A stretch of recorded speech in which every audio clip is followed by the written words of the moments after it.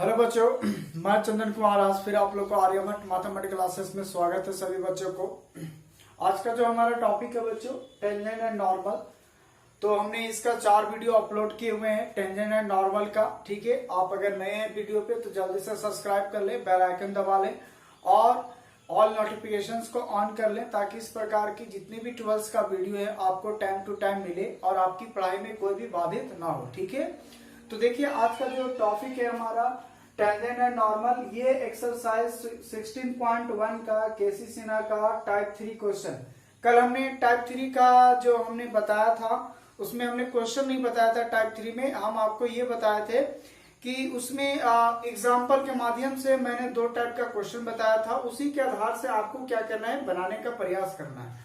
तो हमने कुछ एक्सरसाइज क्वेश्चन लेकर आए हैं। कुछ कोई बच्चे कमेंट कर रहे थे ना व्हाट्सएप पे भी कि सर इसका एक्सरसाइज का भी, तो बोले टेंशन नहीं लीजिए, वो भी करवा दिया जाएगा, बस आप लगातार वीडियो को देखें, कोई भी प्रॉब्लम नहीं होगा। ठीक है, तो आज हम इसका टाइप 3 का कुछ क्वेश्चन लेके आएंगे, उसके बाद फिर आज टाइप 4 बताएंगे। तो आज थोड़ा वीडियो लंबा होगा तो आप ध्यान से थोड़ा सुने और थोड़ा धैर्य रखें। पूरी कहानी कंप्लीट होगा आज टेंजेंट नॉर्मल की, आज कहानी द एंड करेंगे। ठीक है, तो थोड़ा आप भी सब्र रखें और मैं भी आपको पूरे तरीके से सेटिस्फाई कराऊंगा। ओके, चलिए यहाँ पे देखिए, कहता है prove that the curve x square minus y square बराबर 16 and x y is equal to 25 so cut each other at right angle. कहता है कि ये दोनों जो कर्व है वह राइट एंगल पे कट करेगा, वो आपको प्रूव करना है। ठीक है, यानी ऐसा 2 कर्व है, ऐसा कोई 2 कर्व है जिसका अगर मान लीजिए एक टेंजेंट है तो वो 90 डिग्री का बनाएगा, है ना। सपोज करो कि ये हमारा कर्व 1 है, ये कर्व हमारा 2 है, टेंजेंट फर्स्ट है, टेंजेंट सेकंड है। ठीक है, 2 टेंजेंट होंगे क्योंकि अगर 2 कर्व इंटरसेक्ट करेगा तो उस पर जो टेंजेंट खींचेंगे तो वह परपेंडिकुलर होगा, वही चीज दिखाना है क्योंकि राइट एंगल का मतलब है परपेंडिकुलर। ठीक है, तो देखिए पहली बात हम लोग बताया था स्लोप में परपेंडिकुलर तब होता है जब 2 स्लोप का मल्टीपल -1 के बराबर आ जाता है ना। तो वही चीज यहाँ पे हम लोग केयर करेंगे। देखिए कैसे बनाएंगे इसको। फर्स्ट ऑफ ऑल क्या करना है, सिंपल जो लिखा हुआ कर्व है उसको लिख लेते हैं। Given curve x square minus y square is equal to 16। ठीक है, और दूसरा दिया हुआ है x y is equal to 25। आप इसको क्या कीजिए, पहले डिफरेंशिएट कीजिए एक्स के रिस्पेक्ट में, तो ये हो जाएगा 2x और ये हो जाएगा 2y dy by dx is equal to 0 क्योंकि 16 कांस्टेंट है, कांस्टेंट का डिफरेंशिएशन 0, एक्स स्क्वायर का 2x और वाई स्क्वायर का 2y into dy by dx। ठीक है, उसके बाद यहाँ देखिए ये u इंटू वी में टूटेगा, है ना, u इंटू वी में। तो पहले v को बाहर करेंगे तो dx बाई dx 1 प्लस फिर u को बाहर करेंगे तो dy बाई dx हो जाएगा और 25 का 0। कहने का मतलब है -2y dy by dx is equal to -2x। ये -2 से -2 चल जाएगा और यहाँ पर भी देखिए dy by dx is equal to -y हो जाएगा, है ना। इसका मतलब ये हुआ कि dy by dx is equal to x upon y हो जाएगा और यहाँ पे देखिए dy बाई dx अपॉन हो जाएगा -y अपॉन x। कल हमने एक मेथड बताया था कि अगर जब हम डिफरेंशिएट करेंगे और दोनों का वैल्यू ये जो आएगा सो और इस कर्व का आएगा, जो दोनों कर्व का जो डिफरेंशिएशन आएगा आप दोनों को मल्टीप्लाई कीजिए।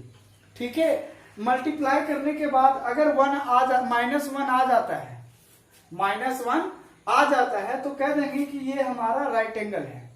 या फिर दूसरा तरीका, क्योंकि हम यहाँ पे अभी स्लोप इसको m1 नहीं मानेंगे जब तक ये पॉइंट को हम नहीं पुट करेंगे कि आखिर ये कौन सा पॉइंट पे हमारा कट कर रहा है। तो हमने कल ये चीज बताया था कि इन दोनों को मल्टीप्लाई करने पर अगर -1 आता है तो वहां पे हमें इंटरसेक्ट पॉइंट निकालने का कोई जरूरत नहीं है, डायरेक्ट कोई इंटरसेक्ट पॉइंट हम अल्फा और बीटा मान लेंगे और इसी से हम लोग स्लोप ऑफ टेंजेंट निकाल लेंगे दोनों का और दोनों का मल्टीपल -1 के बराबर दिखा देंगे तो ये प्रूफ हो जाएगा कि ये राइट एंगल पे हमारा था। ठीक है, तो देखिए क्या करते हैं, इसको क्या कर रहे हैं, मन ही मन देखना है ना। 1 इसको 2 मान लीजिए, क्या दोनों का मल्टीप्लाई करेंगे, देखिए y से y कटेगा और x से x कटेगा, क्या आएगा -1 आएगा। तो कह सकते हैं तब यहाँ पे क्या करेंगे, अपने से खुद मानेंगे, है ना। लेट p अल्फा बीटा, एक पॉइंट माने, let p point alpha beta of intersect of intersect of two curves,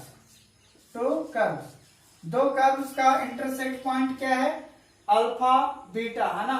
तब यहाँ पे देयरफॉर x की जगह हमारा अल्फा हो जाएगा एंड y की जगह हमारा क्या बैठाएंगे, बीटा। सो फ्रॉम इक्वेशन 1 से, तो फ्रॉम 1 में जाएंगे dy बाई डी एक्स, है ना। जब यहाँ पे अल्फा बीटा बैठाएंगे एक्स वाई की जगह तो क्या होगा, तो देखिए इक्वेशन नंबर 1 में x की जगह अल्फा बैठाइए, y की जगह बीटा बैठाइए, तो यहाँ पे हो जाएगा क्या, अल्फा अपन बीटा, ठीक है ना। और ये जब आप पॉइंट पुट कीजिएगा ना, जब ये पॉइंट पुट कीजिएगा तो उसमें इसको मान लीजिए m1 स्लोप अब माना जाता है। जब हम किसी पॉइंट पे देखिए dy बाई डी एक्स ही हमारा स्लोप है, लेकिन कब होता है, जब हम dy बाई डी एक्स किसी पॉइंट पे बैठाते हैं तब, कर बैठा पॉइंट, तब उसको हम लोग m1 मानते हैं, ठीक है।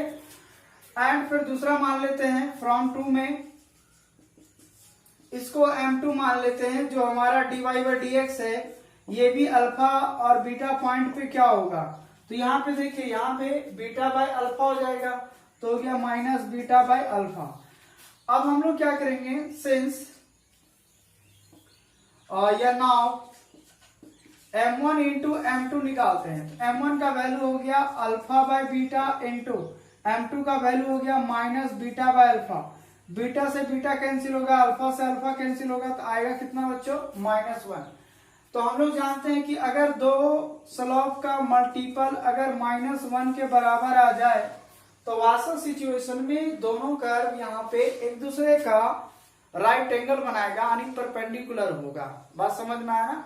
तो ये चीज आपको करना है। तो एक चीज हमेशा याद रखना है कि जब ये दोनों का मल्टीपल -1 के बराबर हो जाएगा तो हमेशा एक अपने से एक पॉइंट मान लेना है और दोनों उस पॉइंट पे एक्स वाई की जगह बैठा देना है और उसी को एक m1 मान लेना है, एक m2 मान लेना है, फिर दोनों को मल्टीप्लाई कर देना है तो राइट एंगल दिख जाएगा, परपेंडिकुलर हो जाएगा, ऑर्थोगोनल हो जाएगा। ये 3 तरह का बात आपसे क्वेश्चन में करेगा, ठीक है। अब हम लोग नेक्स्ट क्वेश्चन देखते हैं क्या है। अब एक ऐसा क्वेश्चन लेंगे जो दोनों का मल्टीपल -1 के बराबर नहीं आएगा। अभी तो दोनों देखिए, दोनों -1 के बराबर आया, जब आप मल्टीप्लाई कीजिएगा तो x अपन वाई ही गुने -y अपन x हो जाएगा, इधर ये y से y x से x क्या बचेगा, -1 आया ना। तब के लिए ये चीज करना। और आप ऐसा सिचुएशन लेते हैं जो -1 के बराबर ना हो, है ना। कल भी हमने इस टाइप का 2 क्वेश्चन बताया था, है ना। तो देखिए इसमें अब क्या करते हैं। अब यहाँ पे देखिए क्वेश्चन नंबर 20 टाइप 3 का, है ना। जो भी और क्वेश्चन है 17, 18, 19, 20 सब इसी प्रकार से बनेगा, है ना। तो देखिए ये इंपॉर्टेंट क्वेश्चन है जे का स्टूडेंट के लिए, है ना, और सीबीएसई के भी लिए है। जो भी बोर्ड है सभी के लिए इंपॉर्टेंट है, क्योंकि जल्दी से एक्सरसाइज का क्वेश्चन जो है एंगल ऑफ इंटरसेक्शन पूछता है एग्जाम में, है ना, 4 नंबर में, तो उसको आप केयर कीजिएगा, ठीक है। देखिए इसको कैसे बनाएंगे, कहता है find the angle of intersection. क्या ज्ञात करना है बच्चों, एंगल ऑफ इंटरसेक्शन ज्ञात करना है ऑफ द कर्व। इस कर्व पे, है ना, 2 कर्व दिया हुआ है, उसका एंगल ऑफ इंटरसेक्शन। कहने का मतलब है कि सपोज करो कि ये हमारा 2 कर्व है, ठीक है, और इस पे 2 टेंजेंट है हमारा, है ना। ये हमारा 2 कर्व है जो एक दूसरे को इंटरसेक्ट करेगा, और मान लीजिए इस प्रकार का हमारा दोनों पे क्या है, टेंजेंट है। तो इन दोनों टेंजेंट के बीच में जो एंगल बन रहा है ना, वही आपको एंगल ऑफ इंटरसेक्शन कहलाता है, ठीक है। इसका मतलब ये हुआ कि दोनों एंगल के बीच में तब निकालेंगे जब ये टेंजेंट, इसका स्लोप ऑफ टेंजेंट m1 मान लेंगे, इसका स्लोप ऑफ टेंजेंट m2 मान लेंगे। और ये चीज जो बताया थे tan theta is equal to, जो हमने बताया था आपको tan थीटा इज इक्वल, जब हम लोग एंगल ऑफ इंटरसेक्शन निकालते हैं तो tan थीटा बराबर ये चीज बताए थे कि tan थीटा बराबर होता है mod of m1 minus m2 divide by 1 plus m1 into m2, है ना।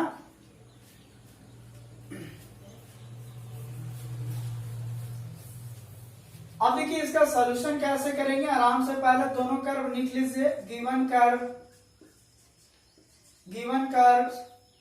y is equal to 4 minus x square, इसको मान लीजिए इक्वेशन नंबर 1, और दूसरा y बराबर एक्स स्क्वायर, इसको मान लीजिए इक्वेशन नंबर 2, ठीक है। अब पहले क्या कीजिए, इसको पहले डिफरेंशिएट करेंगे x के रिस्पेक्ट में, क्योंकि रास्ता वहीं पे खुलेगा, है ना। तो यहां आ जाएगा dy बाई डी एक्स और यहाँ करेंगे 4 का 0, एक्स स्क्वायर का 2x। इसका मतलब ये हुआ कि dy बाई डी एक्स बराबर आया -2x। एंड देन यहाँ करेंगे तो हो जाएगा dy बाई डी एक्स, ये हो जाएगा 2x, है ना। अब देखिए मन ही मन देखिए क्या dy बाई डी एक्स और ये dy बाई डी एक्स, इन दोनों को अगर आप मल्टीप्लाई करते हैं, इक्वेशन 3 को और 4 को अगर आप मल्टीप्लाई करते हैं तो कभी भी -1 आएगा क्या? नहीं ना आएगा। कितना हो जाएगा? 2 गुना 4 एक्स स्क्वायर होगा, -4x स्क्वायर आएगा आपका जब आप इन दोनों को मल्टीप्लाई करेंगे तब। तो कल हमने ये भी चीज बताया था, अगर आप नए हैं तो यहाँ पे आई बटन आता होगा, आप इसको प्रेस करें, वहां पर भी खुलेगा प्लेलिस्ट में, है ना। या फिर आप डिस्क्रिप्शन में जाइए, वहां पर भी लेक्चर नंबर 12 देखिए, टेंजेंट नॉर्मल का दिया हुआ है, ठीक है। तो यहाँ पे देखिए अब इन दोनों का मल्टीपल -1 के बराबर नहीं आ रहा है, तब के लिए क्या बताया था कि हम लोग यहाँ पे इसका पॉइंट ऑफ इंटरसेक्शन निकालेंगे। दोनों कर्व का हम लोग क्या निकालेंगे बच्चों? पॉइंट ऑफ इंटरसेक्शन, यानी एक्स और वाई निकालेंगे। अब दोनों कर्व का इंटरसेक्शन पॉइंट निकालना है तो ये दोनों इक्वेशन को सॉल्व करना होगा। इन दोनों को सॉल्व करेंगे तो एक्स और वाई का वैल्यू निकल जाएगा, तब उस पॉइंट पे हम दोनों वैल्यूज में बैठाएंगे और तब वहां से स्लोप फाइंड करेंगे m1 m2, उसके बाद tan थीटा वाला फॉर्मूला बैठाएंगे तो हमारा एंगल फाइंड हो जाएगा। Clear?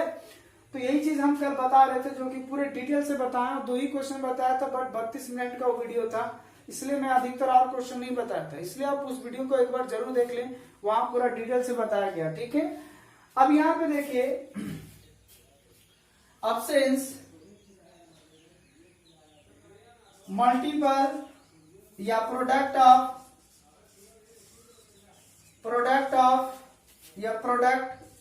dy by dx of equation 3 and 4 is not equal to -1. So hence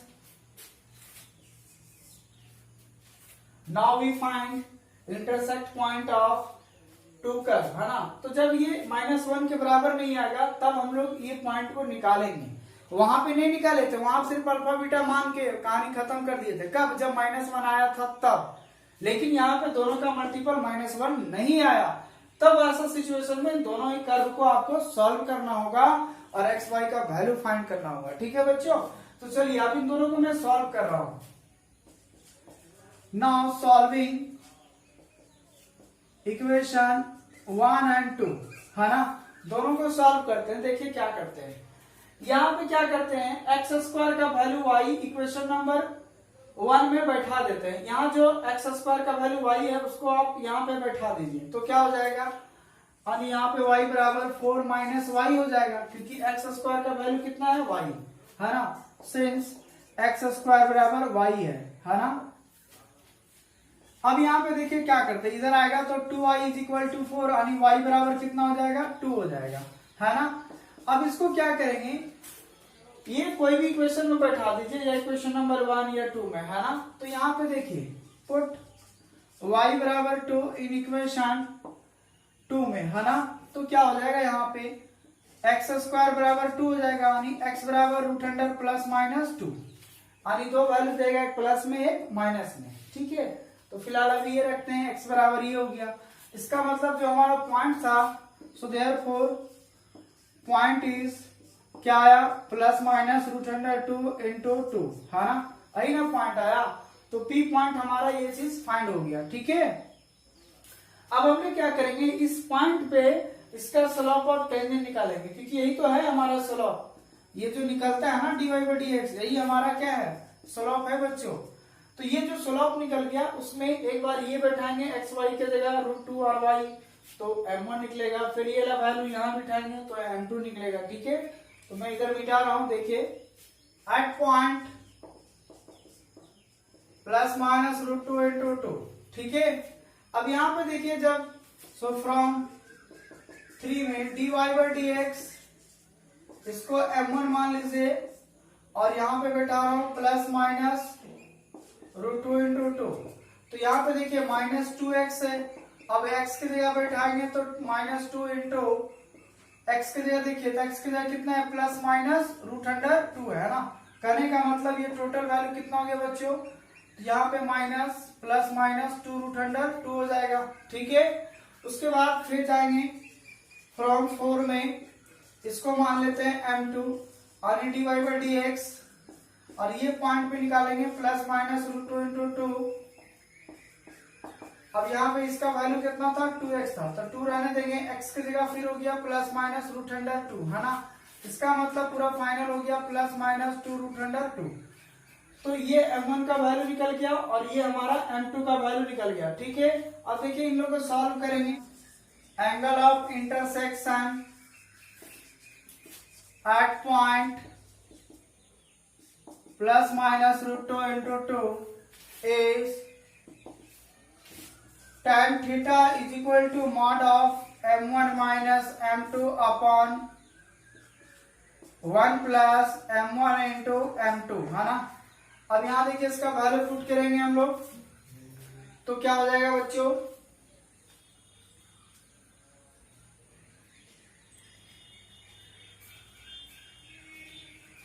अब यहां पे देखिए ये m1 का वैल्यू कितना है हमारा,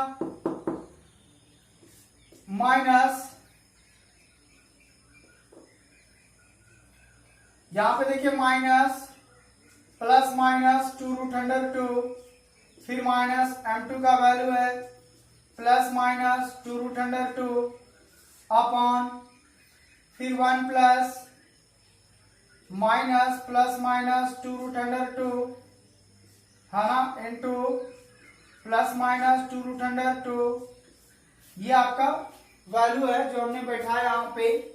अब देखिए क्या करते हैं यहाँ पे, अब इसको सॉल्व करते हैं। देखिए मॉडुलस लगा और माइनस ऊपर अगर कॉमन लेंगे तो इसको कोई फर्क नहीं पड़ेगा, और यहाँ पे माइनस कॉमन ले लेते हैं तो बचेगा आपका plus minus 2√2 plus plus minus 2√2, है ना, यही ना बचेगा। दोनों से क्या किया हमने, माइनस कॉमन ले लिया। तो जब आप माइनस कॉमन लेंगे तो ये भी प्लस में, ये भी प्लस में, बाकी बात अंदर जो प्लस माइनस है उसको रहने दिए। ठीक है, अब देखिए यहाँ पे क्या करते हैं, नीचे देखिए ये माइनस बाहर करेंगे तो हो जाएगा नीचे 1 माइनस, और ये जब गुना करेंगे तो आपका हो जाएगा प्लस प्लस प्लस में, माइनस माइनस प्लस में, और यहाँ 2 दूना 4 हो जाएगा, और ये रूट और रूट मिलके 2 होगा, तो 4 दूना कितना हो जाएगा बच्चों, 8 हो जाएगा। ठीक है, देखिए दोनों को मल्टीप्लाई करेंगे तो प्लस प्लस प्लस हो जाएगा, माइनस माइनस भी प्लस हो जाएगा, गुना में 2 दूना 4 हो जाएगा, और 2 रूट के बदले 1 2, तो 4 दूना 8 हो गया, और बाहर में प्लस है और ये ला माइनस, ये देखिए एक माइनस बचा हुआ है, ये प्लस माइनस हट जाएगा, ये माइनस और प्लस माइनस होगा, बचेगा कितना 8। अब यहाँ पे देखिए क्या करते हैं, ऊपर में देखिए हो जाएगा माइनस, ये दोनों सेम है ना, तो हो जाएगा कितना, 2 और 2 कितना हो जाएगा, 4√2 हो जाएगा, अपॉन प्लस माइनस के साथ में रहेगा। उसके बाद नीचे बचेगा -7, ये माइनस से माइनस कैंसिल होगा, और जब मॉडुलस हटाएंगे तो हो जाएगा 4√2 अपॉन 7। ठीक है, यानी tan थीटा बराबर निकल गया हमारा 4√2 अपॉन 7, इस मतलब थीटा बराबर tan इनवर्स 4√2 अपॉन 7, है ना। तो यही आपका एंगल फाइंड करना था दोनों कर्व के बीच में, तो यही था आपका एंगल ऑफ इंटरसेक्शन जो आपको निकालना था। ठीक है, आई होप कि ये बात क्लियर हो गया होगा, है ना। तो ये था आपका एंगल ऑफ इंटरसेक्शन निकालने का तरीका है, इस प्रकार से निकाला जाता है। तो सिंपली कुछ नहीं करना है, दोनों को dy/dx निकालना है, दोनों कर्व को, फिर दोनों को मल्टीप्लाई करने हैं। दोनों मल्टीप्लाई करने के बाद अगर -1 आ जाता है तो कुछ नहीं करना है, अपने से अल्फा बीटा मानना है, फिर अल्फा बीटा मान के m1 m2 बैठा के निकाल लेना है, दोनों को मल्टीप्लाई करना है, -1 आएगा, वो आपका परपेंडिकुलर होगा। बट अगर इस क्वेश्चन में देखें तो दोनों को मल्टीप्लाई करके -1 के बराबर नहीं आया, तो आपको इंटरसेक्शन पॉइंट निकालना होगा। दोनों कर्व को सॉल्व करेंगे, सॉल्व करने के बाद आपका क्या होगा कि एक पॉइंट निकलेगा जो उसका इंटरसेक्शन पॉइंट होगा दोनों कर्व के लिए। उस पॉइंट से लेकर इन दोनों इक्वेशंस को m1 और m2 निकालेंगे, जब बैठाएंगे x और y के जगह ये दोनों वैल्यू। तो यहाँ y नहीं था इसलिए हमने 2 नहीं बैठाया, सिर्फ x का वैल्यू था इसलिए हमने x का वैल्यू बैठाया। उसके बाद जो एंगल पूछ रहा था एंगल ऑफ इंटरसेक्शन में, तो यहाँ बैठा दिए, फॉर्मूला हम सॉल्व किया, आ गया। तो एक चीज यहाँ पे याद रखिए, जब भी आपसे एंगल ऑफ इंटरसेक्शन पूछेगा तो आपको दोनों कर्व का इंटरसेक्शन पॉइंट निकालना होगा। और उस पॉइंट से चेक करके दोनों स्लोप ऑफ टेंजेंट निकालना होगा, तभी आप यहाँ पे बैठा सकते हैं और उसका एंगल फाइंड कर सकते हैं। ठीक है, चलिए अब जो टाइप 4 बताने वाले हैं उसके पहले अब एक कॉन्सेप्ट निकालेंगे 2-4 ठो, उसके बाद ही फिर वो चीज आपका बनेगा और वो काफी इंपॉर्टेंट है, वो भी एग्जाम के लिए काफी व्यू से काफी इंपॉर्टेंट है। इक्वेशन ऑफ टेंजेंट, अभी तक सिर्फ हम स्लोप ऑफ टेंजेंट बता रहे थे, स्लोप ऑफ नॉर्मल बता रहे थे, लेकिन अब बताएंगे उसका इक्वेशन भी बताएंगे कि slope of equation of tangent क्या होता है, इक्वेशन ऑफ नॉर्मल क्या होता है। ठीक है, तो देखते हैं क्या है। अब यहाँ पे देखिए जो हम बताने वाले हैं, है ना, ये कॉन्सेप्ट आप लिख लीजिएगा, equation of tangent, equation of tangent to the curve at a point, है ना। कहता है किसी एक पॉइंट पे कर्व के लिए इक्वेशन ऑफ टेंजेंट क्या होगा। ठीक है, तो यहां पे देखिए क्या होता है equation of tangent at point, मान लेते हैं यहां अल्फा और बीटा है, वह किस पॉइंट पे हमारा है, अल्फा और बीटा पे। ठीक है, तो इक्वेशन ऑफ टेंजेंट जो होता है वह क्या होता है, y minus beta is equal to dy by d x at point alpha into beta into, है ना, इंटू x माइनस अल्फा। ये आपका फॉर्मूला है इक्वेशन ऑफ टेंजेंट का। ठीक है बच्चों, इसी को दूसरा भाषा में लिख सकता हूं y माइनस बीटा, यहां पे हो जाएगा m1 मान लेते हैं इसको, या m मान लीजिए, और x माइनस अल्फा। तो m हमारा कब होगा, जब किसी कर्व का dy बाई dx निकालेंगे और वो पॉइंट को बैठा के उसको सॉल्व करेंगे, तो वो वही हमारा m1 का वैल्यू निकलेगा और वही हमारा स्लोप ऑफ टेंजेंट कहलाएगा। m हमारा क्या है, स्लोप ऑफ टेंजेंट है। ठीक है, तो आप इसको याद रखिए या इसको याद रखिए। फिर दूसरा कॉन्सेप्ट यह आता है equation of normal, equation of normal to the curve at a point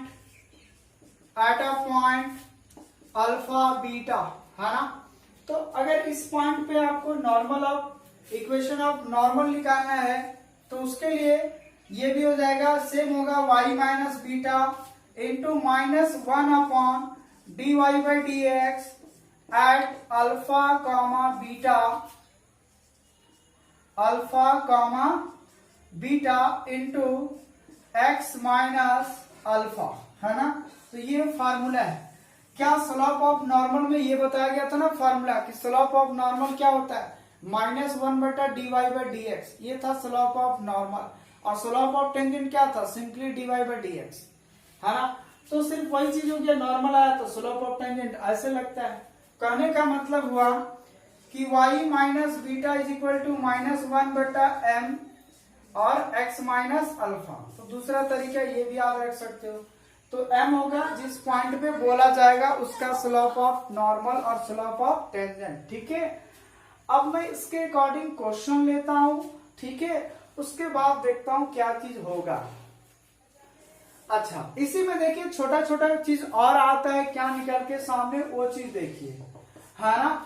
यहाँ पे देखिए अब सवाल ये आता है, सर अगर स्लोप ऑफ टेंजेंट अगर 0 हो गया, स्लोप ऑफ टेंजेंट क्या हो गया, 0। सपोज कीजिए कि स्लोप ऑफ जो टेंजेंट यानी dy by d x is equal to क्या आ जाए, 0 आ जाए।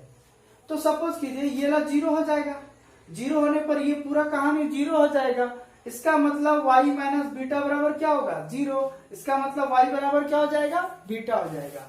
तो अगर dy बाई डी एक्स 0 हो गया उस समय, तब क्या होगा, देन y बराबर क्या हो जाएगा, बीटा हो जाएगा। ये डायरेक्ट हो जाएगा उस समय इक्वेशन ऑफ टेंजेंट, है ना। एक बात, दूसरी बात, अगर यहाँ पे dy by d x undefined हो जाएगा, क्या होगा बच्चों, अनडिफाइंड, है ना। क्योंकि अगर ये 0 हो जाएगा तो 1 बटा 0 अनडिफाइंड हो जाएगा, और अनडिफाइंड से कोई चीज होगा तो वो भी अनडिफाइंड हो जाएगा। ठीक है, अच्छा ये इधर आएगा तो अनडिफाइंड, इसके साथ ये पूरा अनडिफाइंड, उस समय क्या हो जाएगा, है ना। देन तब उस समय x बराबर क्या हो जाएगा, अल्फा हो जाएगा। बात समझ में आ रहा है।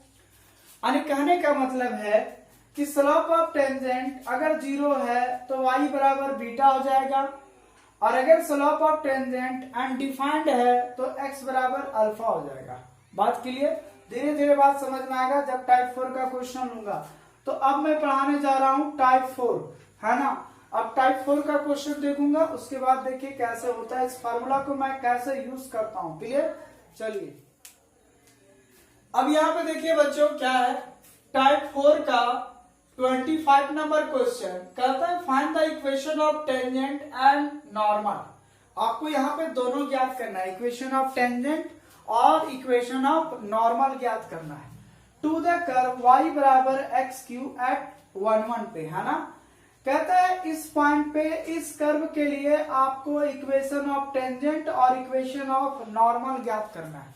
तो देखिए काफी इजी क्वेश्चन है, बहुत ही मजा लगेगा। कैसे बनाएंगे वो चीज देखिए। प्यार से पहले सॉल्यूशन में लिखेंगे गिवन कर्व, है ना, y बराबर क्या दिया बच्चों, एक्स क्यू दिया है। अब देखिए इक्वेशन ऑफ टेंजेंट निकालने के लिए क्या क्या चीज चाहिए, अल्फा बीटा चाहिए। क्या अल्फा और बीटा है ये हमारा? बिल्कुल है। चलिए अल्फा बीटा तो निकल गया। उसके बाद चाहिए dy बाई डी एक्स। क्या चाहिए? सबसे बड़ी बात क्या चाहिए हमें, dy बाई डी एक्स चाहिए। तो यहाँ पे देखिए पहले आप इसको डिफ्रेंशिएट कीजिए तो हो जाएगा dy by d x is equal to 3x square, है ना।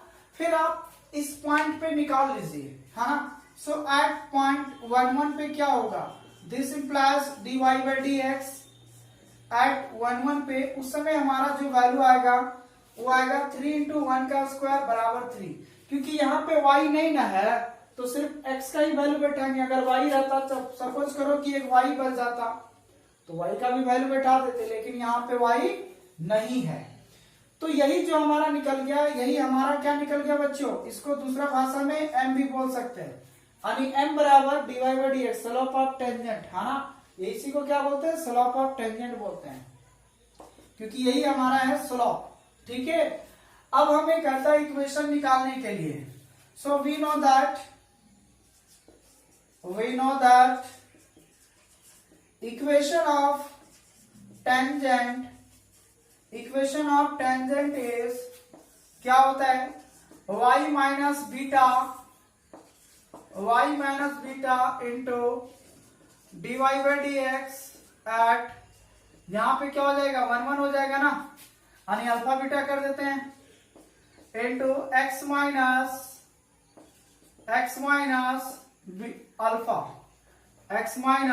अल्फा। ठीक है।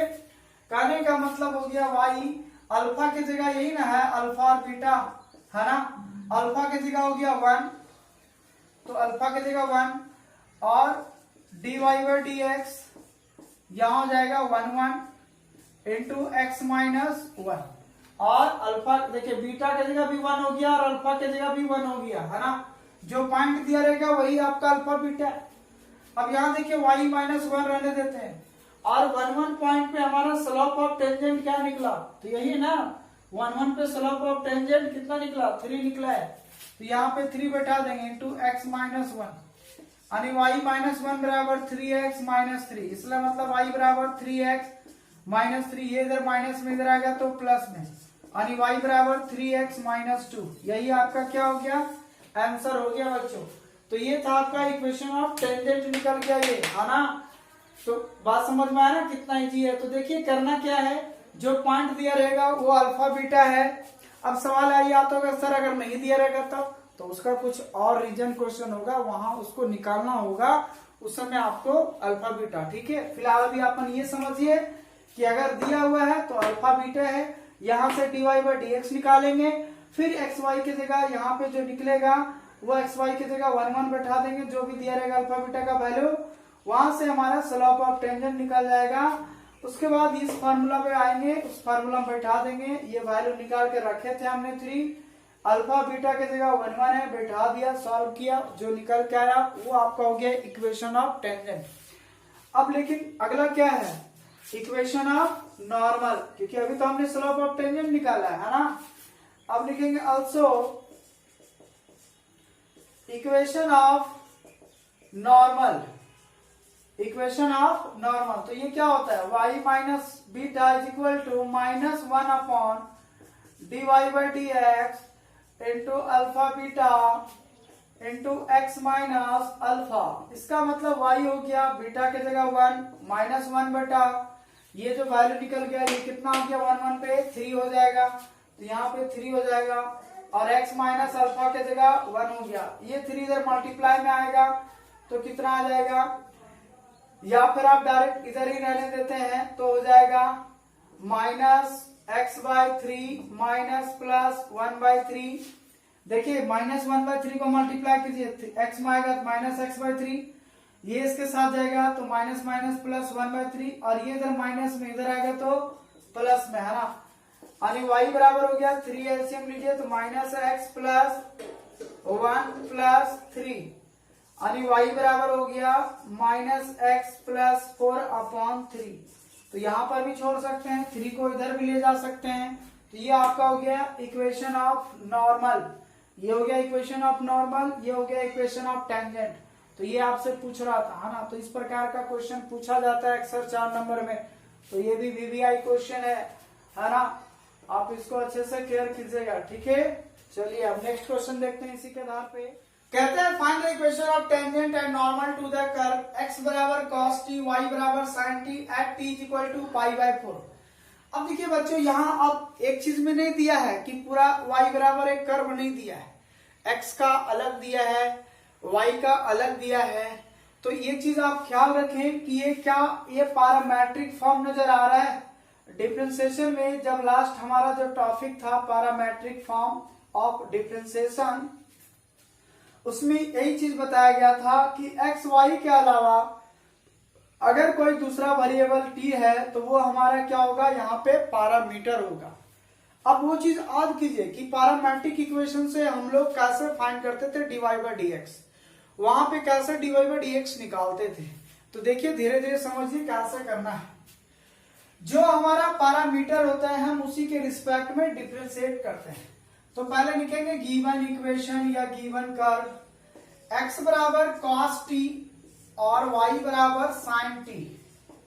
यहाँ पे t के रिस्पेक्ट में इसको अब हम डिफरेंशिएट करेंगे क्योंकि x y के अलावा तीसरा वेरिएबल हमारा t है। So t is a called parameter, then we differentiate on both side with respect to parameter यानी t के रिस्पेक्ट में। ओके, सो हम यहाँ पे dx बाई dt क्या होगा, t के रिस्पेक्ट में करेंगे तो cos का डिफरेंशिएट sin होता है, क्या हो जाएगा sin t हो जाएगा माइनस sin t, और dy बाई dt का क्या हो जाएगा बच्चों, तो ये हो जाएगा हमारा cos t। अब we know that therefore dy by dx is equal to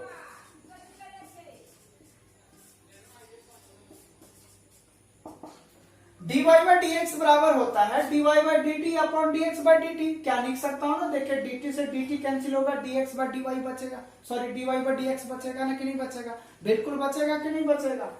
तो ये dy बाई dx बराबर फार्मूला था। अब देखिए dy बाई dt कितना है बच्चों, तो cos t है और dx बाई dt कितना है माइनस sin t है। कहने का मतलब हो जाएगा माइनस cot t हो जाएगा, क्या होगा बच्चों cot t हो जाएगा, है ना। तो यहां पे निकल गया dy बाई dx बराबर cot t। So therefore dy by dx is equal to निकल गया minus cot t।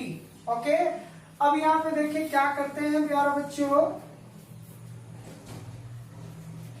So at t is equal to π/4 then dy by dx at t is equal to π/4 पे क्या होगा, तो ये हो जाएगा माइनस cot π/4 और माइनस cot 45 का वैल्यू कितना होता है, तो 1 होता है।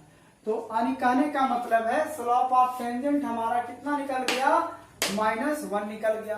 तो हम इतना चीज घुरा रहे थे आपको स्लोप ऑफ टेंजेंट याद करने के लिए। अब मन में ये आता है सर यहाँ तो अल्फा बीटा कुछ नहीं दिया है, अल्फा बीटा दिया है क्या, नहीं दिया है। इसका मतलब ये हुआ कि जब अल्फा बीटा यहाँ पे नहीं दिया है, यानी अल्फा बीटा का मतलब क्या, एक्स वाई का वैल्यू, यानी एक्स वाई का वैल्यू तो है ही नहीं। तो देखो इजी से निकलेगा एक्स वाई का वैल्यू। एक बार t की जगह π/4 बिठाओ तो x का वैल्यू, और टी की जगह π/4 बिठाओ तो y का वैल्यू, तो एक्स वाई वैल्यू निकल जाएगा ना, और उसी को हम लोग बोलेंगे अल्फा बीटा। तो जब पॉइंट निकल जाएगा, स्लोप ऑफ टेंजेंट निकला है, तो इक्वेशन ऑफ टेंजेंट और इक्वेशन ऑफ नॉर्मल दोनों निकल जाएंगे। अब यह लिखेंगे अल्सो, है ना, तो x बराबर कॉस टी, और यहाँ पे cos t का वैल्यू है π/4 और cos π/4 का वैल्यू होता है 1/√2, एंड y बराबर दिया हुआ है sin t, इसका मतलब हो गया sin π/4 इज इक्वल टू 1/√2 हो जाएगा। इसका मतलब ये हो गया कि कर्व का जो पॉइंट होगा, so therefore curve on a point at एक 1/√2 इंटू 1/√2, है ना, यही आपका हो गया आपका अल्फा और बीटा। बात समझ में आना। तो देखिए dy/dx स्लोप ऑफ टेंजेंट निकला हुआ है, कर्व का पॉइंट अल्फा बीटा का भी वैल्यू निकला हुआ है, क्या इक्वेशन ऑफ टेंजेंट और इक्वेशन ऑफ नॉर्मल निकल जाएगा। तो यही आपका इक्वेशन निकालना था, ठीक है। तो यहां देखिए, so therefore equation of tangent is equal to क्या होगा बच्चों, इज क्या होता है y माइनस बीटा, तो बीटा की जगह कितना है 1/√2 है, बराबर स्लोप ऑफ टेंजेंट तो -1 आया इंटू एक्स माइनस अल्फा, तो अल्फा की जगह हो गया 1/√2, है ना। उसके बाद इसको सॉल्व कर दीजिएगा, जो आएगा वही आपका इक्वेशन ऑफ टेंजेंट हो गया। उसके बाद आपसे पूछा है इक्वेशन ऑफ नॉर्मल, है ना, तो यहाँ पे देखिए इक्वेशन ऑफ नॉर्मल क्या हो जाएगा बच्चों, so equation of normal is y minus beta, तो बीटा की जगह हो गया 1/√2, है ना, is equal to -1 upon dy/dx, यानी स्लोप ऑफ टेंजेंट तो -1 है ना, इंटू x माइनस अल्फा, तो अल्फा की जगह है 1/√2। अब देखिए इसको जब सॉल्व करेंगे तो जो भी आएगा, ये माइनस से माइनस कैंसिल, तो y minus 1/√2 upon x minus 1/√2, है ना। तो y बराबर ये इधर लाएंगे तो प्लस माइनस में कट जाएगा, यानी y बराबर क्या आएगा x, है ना। तो सेम इसी तरह से इसको भी बनाना है ना। तो ये हो गया इक्वेशन ऑफ टेंजेंट, ये हो गया इक्वेशन ऑफ नॉर्मल, ठीक है। आई होप कि ये बात क्लियर हो गया होगा कि किसी भी पॉइंट अगर नहीं है तो अल्फा बीटा कैसे निकालना है। तो यहाँ पे ये पैरामेट्रिक फॉर्म में दिया था, काफी अच्छा क्वेश्चन है, ये आया हुआ क्वेश्चन है जैक में, तो इसको आप अच्छे से केयर करके रखिएगा, VVI है ना, तो बढ़िया से इसको बनाना है। चलिए लास्ट क्वेश्चन और देखते हैं। यहाँ पे देखिए बच्चों 37 नंबर क्वेश्चन क्या है। अब बोलोगे सर इतना दूर तक उछाल मारिएगा तो कैसे होगा, बोला बिल्कुल होगा यार, क्वेश्चन बनाने का ट्राई तो करो, जरूर बनेगा, है ना। तो हमने आपको बताया दो इक्वेशन ऑफ टेंजेंट और नॉर्मल कैसे ज्ञात करना है। यहाँ पर भी देखिए इक्वेशन ऑफ टेंजेंट ज्ञात करना है कर्व पे, ये हमारा कर्व का इक्वेशन दिया हुआ है, कहता है at point where it cuts x axis, यानी जो कर्व है वो किस पे कट कर रहा है, एक्स एक्सिस पे कट कर रहा है। तो आपको वो पॉइंट पहले ज्ञात कीजिए। अब एक चीज आप लोग बताइए कि अगर कोई कर्व या कोई भी लाइन अगर एक्स एक्सिस को कट कर रहा है, एक्स एक्सिस को क्या कर रहा है, कट कर रहा है, तो बताइए उस समय वाई कोऑर्डिनेट क्या होगा, 0 होगा कि नहीं होगा, बिल्कुल होगा, ठीक है। यानी एक्स एक्सिस पे कट करना वाई 0, वाई एक्सिस पे कट करना एक्स 0, बात को समझिए, ठीक है। तो यहां पहले देखिए क्या करते हैं, सॉल्यूशन में देखिए पहले जो y बराबर दिया है x-7 अपॉन x-2 और x-3, ठीक है। उसके बाद क्या कीजिए, पहले आप इसको डिफरेंशिएट कर लीजिए, हाँ, क्योंकि हमें स्लोप ऑफ टेंजेंट चाहिए, स्लोप ऑफ टेंजेंट के लिए क्या चाहिए, dy/dx चाहिए, बात समझ में आ रहा है, तभी तो हम निकाल पाएंगे इक्वेशन ऑफ टेंजेंट। उसके बाद अल्फा बीटा उसके कंडीशन के आधार से निकाल लेंगे, क्लियर है। तो पहले अपन dy/dx निकाल लेते हैं, हाँ, या फिर डायरेक्ट लिखते हैं गिवन कर्व, पहले निकाल लीजिए इसको, x के रिस्पेक्ट में डिफरेंशिएट करेंगे, देख लीजिए क्या होगा, dy/dx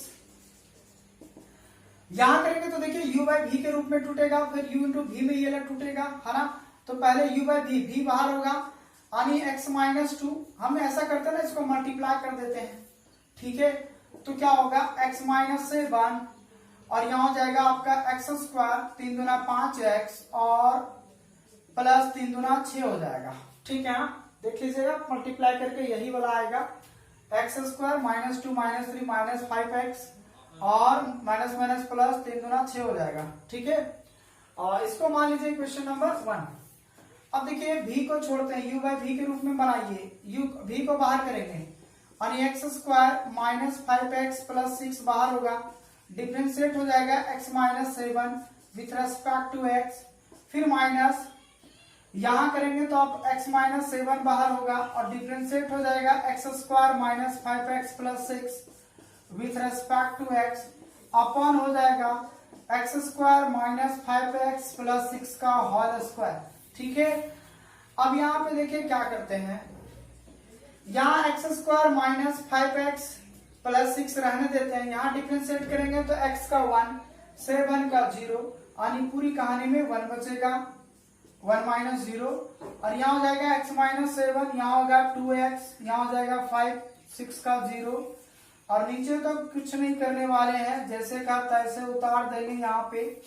ठीक है, ये क्या करते हैं यानी 1 में 0 जाएगा तो 1 यानी हो गया x square minus 5x plus 6 और ये चीज यहाँ पे हम देखो रहने देते हैं क्योंकि हमें x और y का वैल्यू पुट करना है तो आसानी होगा, तो x minus 7 into 2x minus 5 बचेगा upon x square minus 5x plus 6 का होल स्क्वायर, ये निकल गया हमारा dy बाई dx है ना। इसको मान लीजिए क्वेश्चन नंबर 2।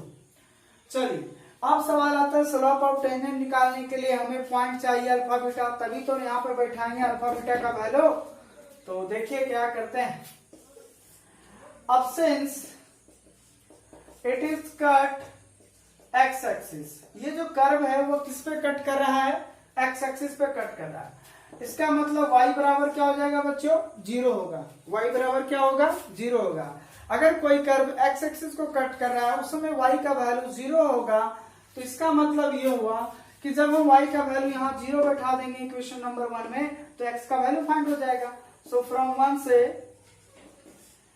0 बराबर हो जाएगा x minus 7 upon x minus 2 और x माइनस 3। ये देखिए इधर डिवाइड भी इधर आएगा मल्टीप्लाई में और 0 से मल्टीप्लाई होगा तब पूरा क्या होगा 0 हो जाएगा ना।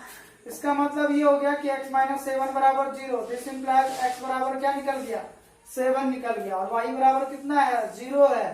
इसका मतलब ये होगा कि जो हमारा पॉइंट निकल गया बच्चों वो निकल गया 7 और 0 निकल गया है ना, और यही तो हमारा निकल गया अल्फा और बीटा निकल गया ना। अब बात समझ में आ रहे हैं। अब इस पॉइंट पे हम पहले स्लोप ऑफ टेंजेंट निकालेंगे, यानी जहां x y होगा वहां हम 7 0 बैठाएंगे, तो यहाँ पे तो y 0 है और x कितना है 7 है, तो जहां जहां x है वहां पे क्या बैठाएंगे अब 7 बैठाएंगे बच्चों। तो देखिए क्या होता है 7 और 0, सो dy बाई dx 7 0 पे देखिए यहाँ पे अब x के लिए 7 मिटाइए तो यहाँ हो जाएगा 7 का square 5 into 7 plus 6 minus 7 minus 7 यहाँ हो जाएगा 2 इंटू 7 माइनस 5 अपॉन 7 का स्क्वायर माइनस 5 इंटू 7 प्लस 6 का होल स्क्वायर। अब यहाँ पे देखिए कितना आएगा 7 का स्क्वायर हो जाएगा 49 माइनस 35 प्लस 6, 7 में 7 जाएगा तो 0 हो जाएगा, 0 से गुना होगा सब उधर 0 हो जाएगा। यहां देखिए हो जाएगा 49, यहां पर हो जाएगा 7 × 5 = 35 और प्लस 6 का होल स्क्वायर। देखिए जब हम 0 इसमें घटाएंगे तो यही ना बचेगा, तो एक वैल्यू से तो ये कैंसिल हो जाएगा, तो बचेगा नीचे कितना 49 और 6 टोटल बताइए। देखिए ये वाला ये सेम है ना, तो एक पावर उठ जाएगा क्योंकि 0 में घटाएंगे तो यही ना बचेगा, 0 समय क्या होगा हट जाएगा। अब 1 से 1 कट गया, अब नीचे देखिए कितना बचेगा, तो 49 और 6 आपका हो जाएगा 55 है ना, और 55 में आपको घटाना है 35, तो ये 0 और ये कितना होगा 2, यानी कितना बच गया आपका बच्चों 20 बच गया। ठीक है, तो ये आ गया आपको स्लोप ऑफ टेंजेंट कितना आया 1/20, कितना आया बच्चों 1/20 आ गया है ना। सो therefore equation of tangent is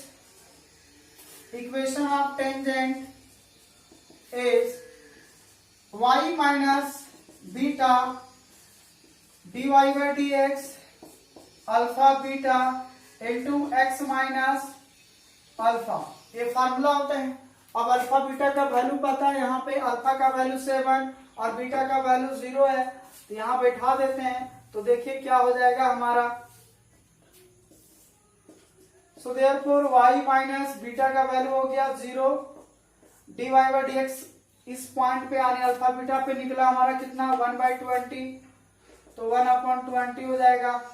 फिर x माइनस अल्फा, अल्फा का वैल्यू हमारा निकल गया 7 है ना, तो y बराबर हो गया, y में 0 जाएगा y, और यहाँ हो जाएगा आपका x माइनस 7/20। यही आपका क्या हो गया, आंसर हो गया। ठीक है, तो ये आपका सीबीएसई में 2015 में, 2018 में, जैक में भी पूछा था और हरियाणा बोर्ड में भी पूछा हुआ है। आई होप कि इस क्वेश्चन को काफी इंपॉर्टेंट है, 100% लगा लीजिएगा। ठीक है, तो चलिए आज का इतना ही मैं रहने देता हूं। तो आज आपका टेंजेंट और नॉर्मल खत्म हुआ। अब हम लोग नेक्स्ट क्लास में आपको मैक्सिमा और मिनिमा के साथ आएंगे, जो 6 मार्क्स में जैक में पूछा जाता है, सॉलिड क्वेश्चन एक तो, और ये सीबीएसई बोर्ड में भी और अदर बोर्ड में भी 6 मार्क्स में आ जाता है। क्लियर, आपका जो भी बोर्ड है आप वहां सिलेबस के अकॉर्डिंग अपना देख सकते हैं कि मैक्सिमम मिनिमा टॉपिक से कौन सा क्वेश्चन कितना लेवल में कौन आता है। फिलहाल तो मैं जैक और सीबीएसई का पढ़ाता हूं, इसलिए मैं बता रहा हूं। तो सीबीएसई और जैक में ये आपका 6 मार्क्स में क्वेश्चन आता है मैक्सिमा मिनिमा। तो अगला जो हमारा लेक्चर है मैक्सिमा मिनिमा है, आप उसको मिस मत कीजिएगा, 2-3 लेक्चर उसका भी होगा और वो सॉलिड 6 मार्क्स का होगा। क्लियर, तो आई होप कि आज को वीडियो आपको काफी पसंद आया होगा टेंजेंट और नॉर्मल का। ठीक है, और अगर आप नए हैं तो यार अभी तक हमने ये नहीं बोला कि आप सब्सक्राइब करें, बेल आइकन दबाएं, फिर भी अगर इतना मेहनत कर रहे हैं, अगर आपको अच्छा लग रहा है तो आप खुद समझदार हैं, आपको क्या करना है ये आपको पता है। और एक जरूर ज्यादा से ज्यादा सिर्फ आपको शेयर करना है और एक सब्सक्राइबर बढ़ाना है। बात समझ में आया? चलिए अब हम लोग नेक्स्ट पार्ट में मिलेंगे, तब तक आप यहाँ तक पढ़िए। और अगर कोई प्रॉब्लम है तो ये हमारा व्हाट्सएप नंबर है ना, आप उस ग्रुप में मैं आपको ऐड करूंगा, उसके बाद आप वहां पे भी डिस्कस कर सकते हैं कि किस प्रकार का क्वेश्चन नहीं बन रहा है, नहीं बन रहा है। कमेंट जरूर करें कितना % समझ में आया, ये सबसे मेरे लिए बहुत इंपॉर्टेंट वाली बात है। बात समझ में आया? चलिए ठीक है, तब तक के लिए बाय।